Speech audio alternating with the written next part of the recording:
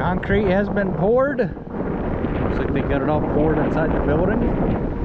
They were able to save that pad there. And they poured the existing out, or I should say they re-poured what was here. And that was all broken up. They re-poured that. So that way it all matches.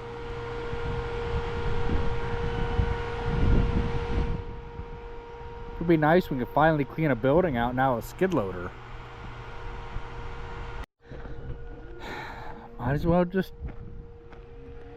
he can get the truck and trailer in there. I'm not gonna need to move it. It can sit there. All the more that I care.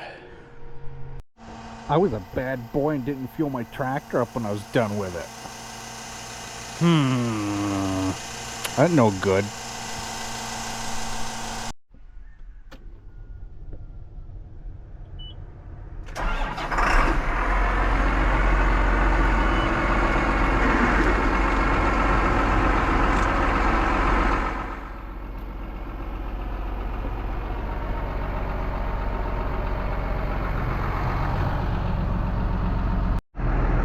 The 8300 warming up. Just got done making a YouTube short for you guys that watch my long form content. Go check out the shorts as well. We need to start by putting some air in them Salford tires. We are all warmed up and ready to go to work. I know a couple of you guys are already gonna nitpick me and be like, well, you should never mix your lights, meaning the halogens to the LEDs. Well, okay, so I kind of like not mixing the stair lights, and that's what I call those, the stair lights. Just for the simple fact that they're not as blinding. Now, I don't know like if the newer John Deere's have that option, or I mean our standard equipment, but I know on this one, when the previous owner converted these candlelight lights over to the LEDs. You can see there's the halogens down there. Then you flip your high beams on and that activates the LEDs. Now, I just don't know if the previous owner never finished doing the conversion, the LED conversion, or what happened, but the front cab lights are not LEDs, but all of them on the back are LED. So like I said, I just don't know if he never got done finishing the conversion or what happened, but to each your own. I personally like not having the bottom corner lights not LED. For when you get on the road, they are not blinding into pedestrians, vehicles, and passerbys. But to each your own. It only takes a few minutes to go through your equipment and make sure everything is running good. It only takes,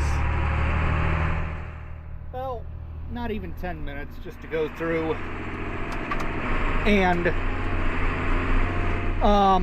check air in the tires and do some things like that. So that way you don't let the tires go so flat that your implement is on the rim of the implement that you're towing behind. When the tire goes flat, it's riding on the rim and damaging it. So we'll get back to the field and we will get going here. A little steamy out this morning. It's gonna be a better day than it was this morning already. We have, I should say yesterday, we've managed to burn garlic bread. When yesterday morning, that was yesterday night, yesterday morning we managed to burn bacon, but that is because I took to heart what the internet told me, and you cannot do that.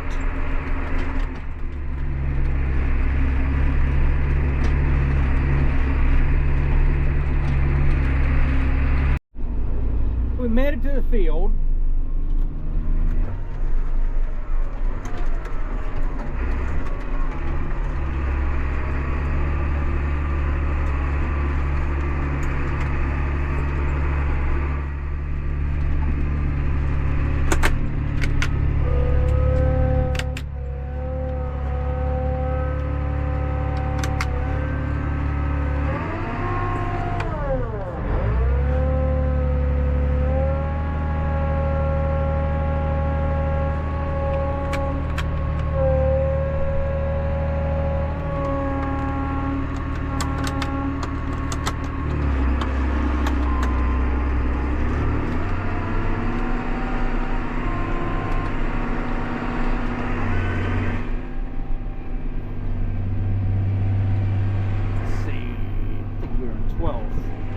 Yesterday, and there's where we will stay.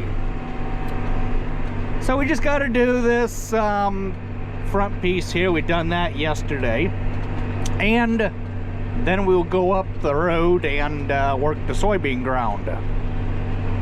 We're just gonna keep on moving. The Salford tillage tool is the best tool for this job, I should say.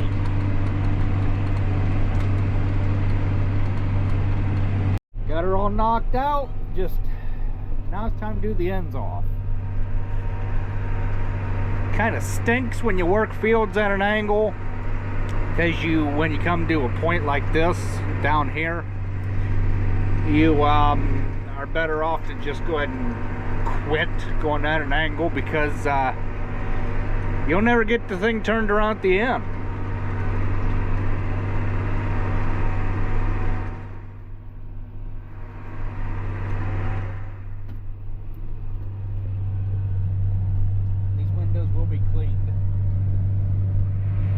Before I go to the next field, because I cannot stand it having dirty windows.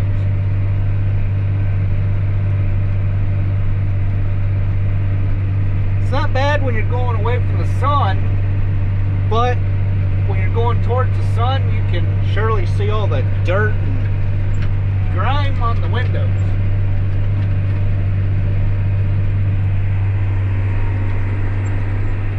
So this field is all knocked out. I have to get it back in my mind that this is a 8000 series tractor, longer wheelbase. It does not turn as short as the 7000s or the little 6120.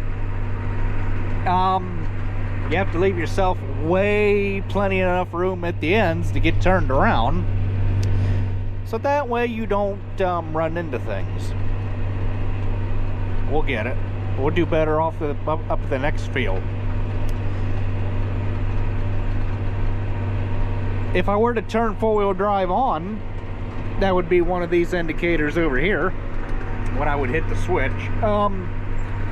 It would be worse yet at turning, because the front end would be trying to turn at the same ratio as the rear end. That is why I personally don't farm with four-wheel drive on.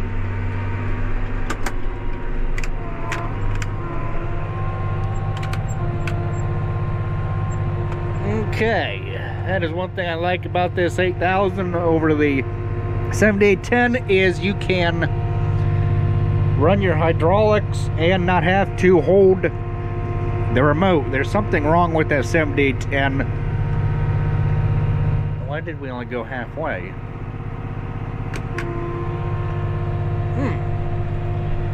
I have no clue. But it's time to get going. I need to put more fuel in this because the fuel gauge does act up. I think it only gets to just a little bit under half, maybe 3/4 full. And the fuel gauge gets stuck.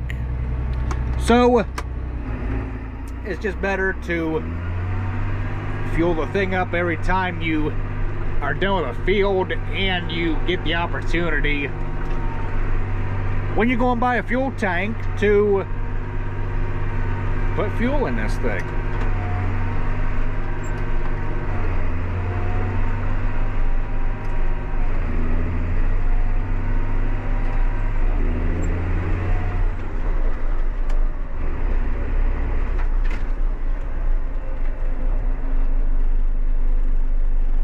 We'll see you guys at the next field.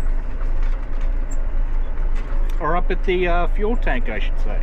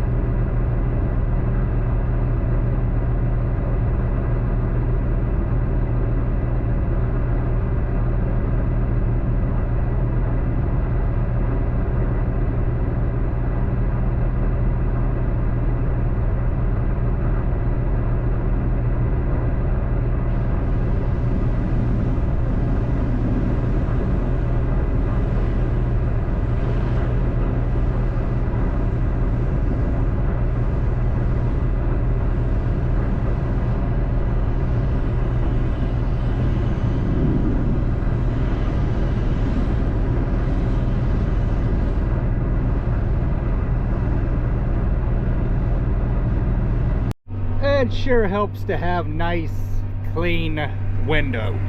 Look at the nice, crystal clear view.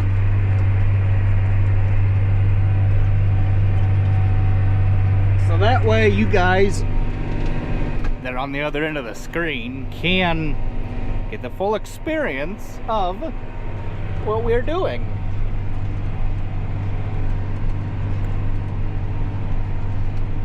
So in this field, this is the field I done a couple of years ago, a video I titled Hills Can Kill. And that is the truth if you're not paying attention to what you're doing. If you don't know how to go about farming on hills, then you'll get killed. It is really, really steep off to my left. We're just gonna go at them up and down like we're doing here, and we will conquer the hills. It's a little bit different story when making turns on the hills. You want to slow your speed down, the engine RPM, and you want to go at them a little bit slower, especially when turning.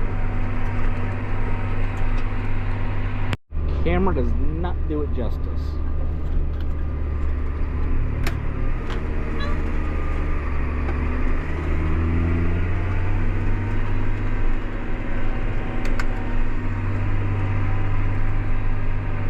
But it gets steep over that way. This is only the beginning of it. So I'd take a couple of minutes and explain what is going on here, what we're doing with this tillage tool. You guys see this here? This is residue out the back of the combine. This is the stalk of the plant, of the soybean plant. Each one of these little stems is a stalk that has the soybean plant on them.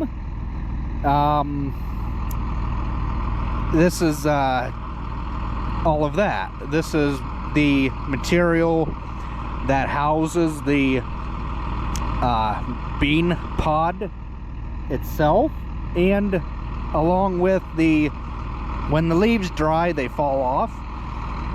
Some will get ran through the combine, some will just stay on the ground and get, you know, decomposed naturally.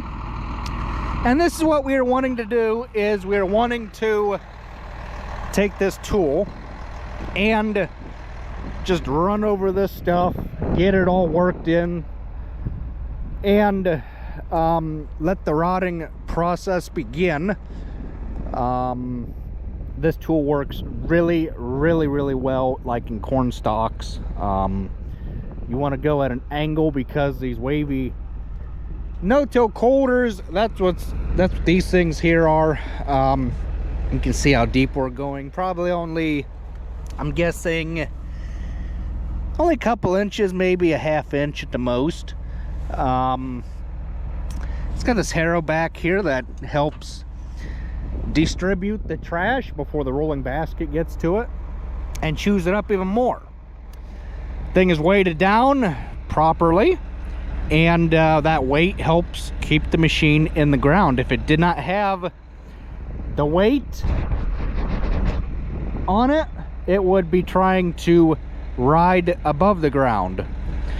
So there are various different kinds of tillage tools. We felt that this was the best tillage tool for our operation, and that 8300 is a nice pair for the tool. We used to put the 7810 on it, and it knew that it was back there. We did not get the bigger tractor just because of the 7810 not being able to run this tool. We bought this 8300 just because, well, we would have all kind of horsepower, plus to help keep engine hours down, because every big tractor would have its specific job. We don't make hay all year, so the 6120 7800 can make the hay. 7810 mows pasture, runs a grain cart, sometimes plants beans or wheat, depending on what the 7800 is doing. And then this 8300 does all the fall tillage. Again, you're only putting a couple hundred hours on tractor each year doing a specific job. Now, if you had one or a couple tractors, meaning like 2 or 3, you would be scrambling to try and get the same amount of work done with those 2 or 3 tractors versus having like 5 or 6 of them like we do. I actually think we have 8. I don't remember.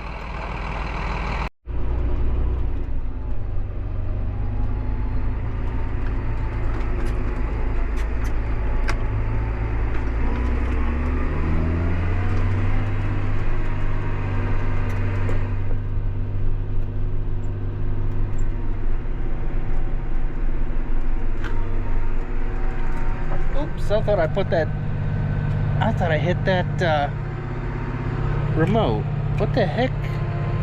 Oh, I hit the second one. Crap, why'd I do that? That's what I mean by, I don't really care for these fingertip controls. I mean, it is what it is. Yeah, sometimes your fingers are gonna get ahead of what your mind is thinking. There, we pushed the right one down, or the correct one, I mean. Then when you think it's down all the way, then you can pull it out of float. Well, we got that figured out.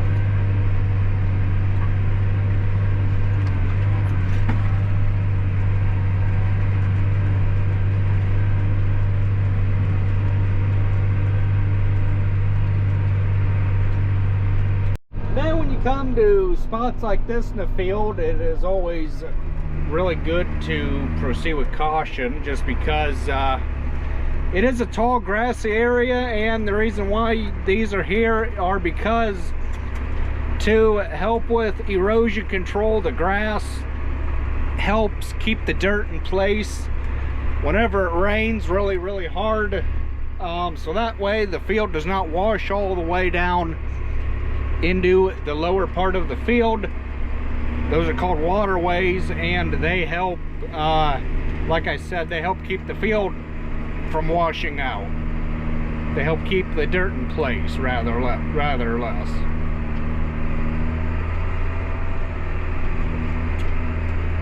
So we'll just continue right on, right up that way.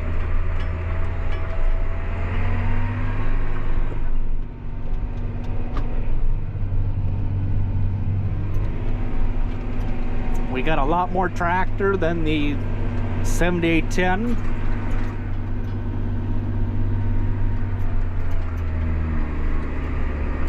We don't need all that horse. We don't need all of the 220 horse. That's what this guy here's for. It's almost like a cruise control on a car. It sets you governed speed, where you what the miles per hour are posted on the road. Then you can set your accelerator to it. Well, this is kind of the same way, same thing.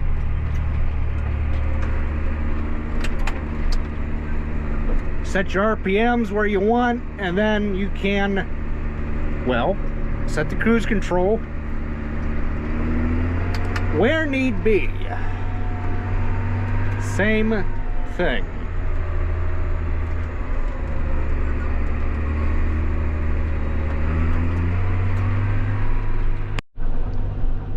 Does not do any justice how steep it is.